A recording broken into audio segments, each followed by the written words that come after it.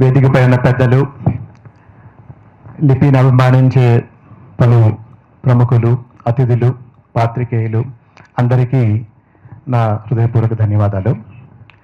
30 ఏళ్ల క్రితం ఉద్యోగరీత్యా అమెరికా వెళ్ళి సెటిల్ అయిపోయినా నేను చిన్నప్పటి నుంచి నేర్చుకున్న తెలుగు భాష, మన భారతం, మన సంస్కృతి, మన రామాయణాలు అవే నన్ను సదా వెన్నంటి ముందుకు తీసుకెళ్తున్నాయి అని నేను ప్రగాఢంగా నమ్ముతాను.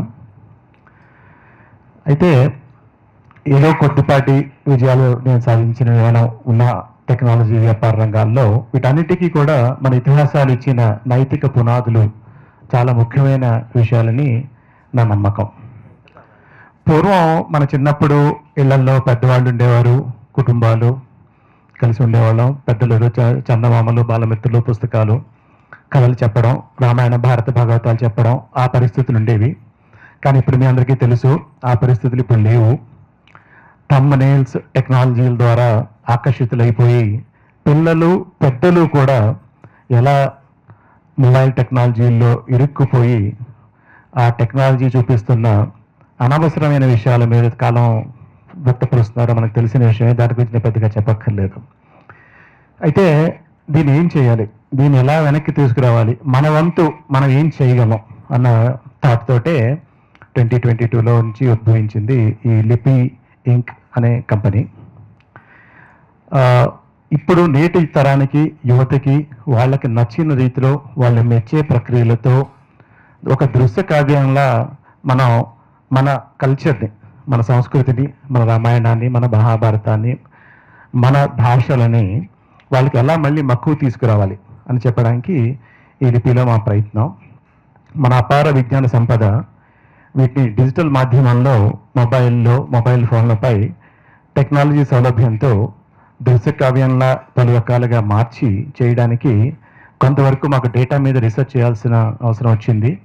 గత 3-4 ఏళ్లుగా మేము రీసెర్చ్ చేసి, అంటే మనకి వాంగ్మయాలు ఆల్రెడీ ఉన్నాయి, కానీ వీటిని టెక్నాలజీ పరంగా అనువదించడానికి ఒక గ్రాఫ్ డేటాబేస్ అంటారు దాన్ని, నాలెడ్జ్ గ్రాఫ్ డేటాబేస్ని క్రియేట్ చేయడం జరిగింది.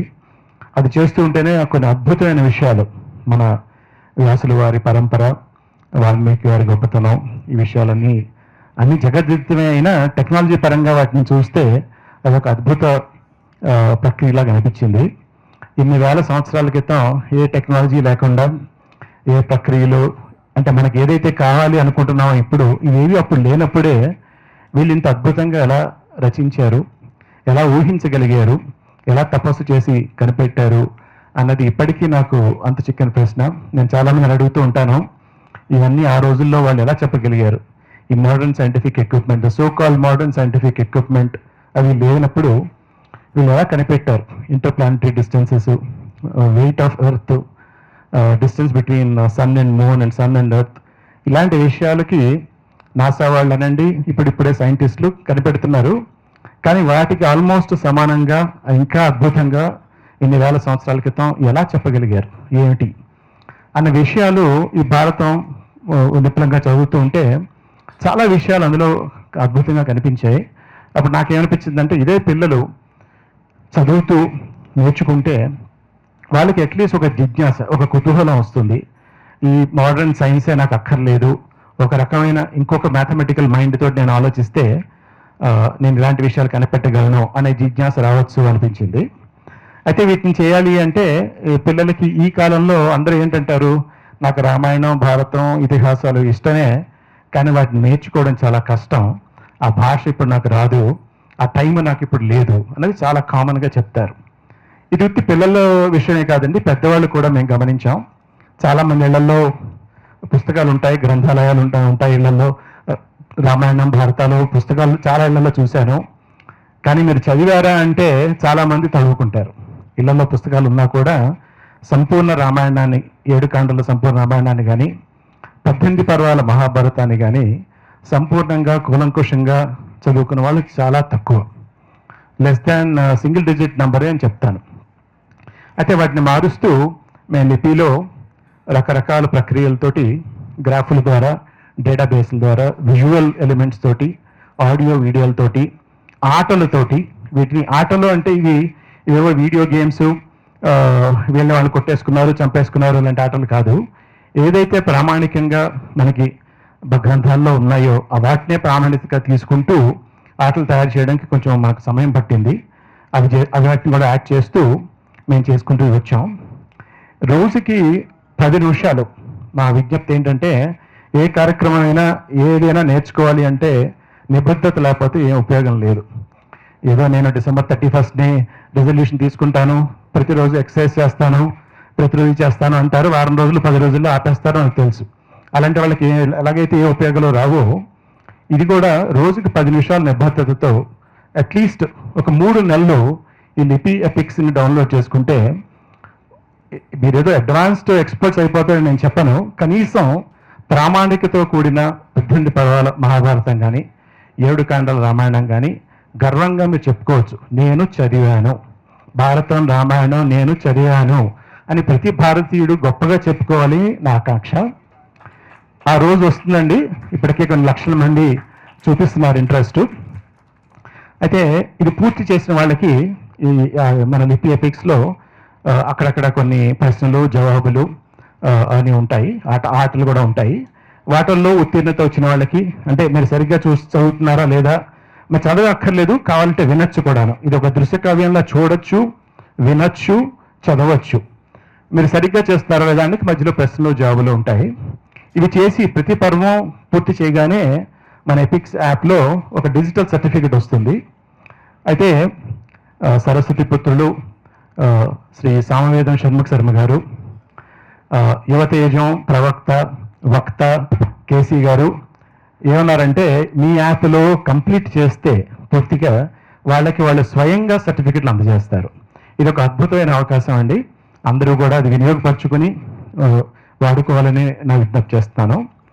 చివరిగా రామాయణ భారత ఇతిహాసాలే కాకుండా తెలుగు భాష, ఇక్కడికి బ్రహ్మానందం గారిని ముఖ్యంగా చెప్పాలి. ఆయన ప్రస్తుతం కొంచెం లేట్. 2 ఏళ్ల క్రితం నేను ఇది ఎక్స్ప్లెయిన్ చేసినప్పుడు ఆయన నాకు ఒక సలహా ఇచ్చారు. ఇది చాలా బాగుంది, కానీ మీరు తెలుగు భాష మీద ఇంకా ఎక్కువ ప్రయోగాలు చేయండి, అది కదా మనం పట్టుకోవాల్సింది. రామాయణ భారతాలు సరే తప్ప, అవి అలాగే మన ఇతిహాసాలు, కానీ సామాన్య ప్రజలకి, ప్రజానీకానికి దగ్గరగా వెళ్ళేటట్టుగా మీరు తెలుగు భాష మీద ఆటలు తయారు చేయండి అని చెప్పి ఆయనకి నాకు ఒక స్ఫూర్తినిచ్చారు. అది అవి చేయడానికే ఆటలు, తెలుగు ఆటలు కూడా తెలుగు పదాలతో ఆటలు. అది ఎందుకంటే ఇంగ్లీష్లో ఓవర్ 100 to 200 వెరీ పాపులర్ ఆటలు ఉన్నాయండి. నిత్యం 20 మిలియన్ మంది సబ్స్క్రిప్షన్ పేమెంట్ చేస్తూ ఆడుతున్నారు ప్రపంచం అంతాను ఇంగ్లీష్లో. అయితే కామన్ మ్యాన్కి మన తెలుగులో కానీ హిందీలో కానీ మన భారతీయ భాషల్లో చక్కగా ఆడుకోవడానికి అలాంటి ఆటలు అసలు లేవనే చెప్పాలి. ఆ వెలితి ఉంది అని నాకు అనిపించింది. సో ఒక పక్క రామాయణ భారతాన్ని క్యూరేట్ చేస్తూ తెలుగు పదాలు, తెలుగు సామెతలు, తెలుగు సంస్కృతి క్యూరేట్ చేస్తూ, అలాగే ఇప్పుడు హిందీ, గుజరాతీ అన్ని భాషల్లోకి చేస్తున్నాం. దాన్ని లిపి బ్రెయిన్ బూస్టర్ అని అంటాం యాప్ని. అదొక చేసాం. ఇది చేస్తూ ఉంటే ఇందాక చెప్పినట్టు సిలికాన్ ఆంధ్ర మనబడి అనే వ్యవస్థ అమెరికాలో చాలా పాపులర్ స్కూలు. వాళ్ళు ఇప్పటికి 1,00,000కి పైగా పిల్లలకి తెలుగు నేర్పారండి. 7 తరగతుల్లో 7 లెవెల్స్లో తెలుగు నేర్పుతారు.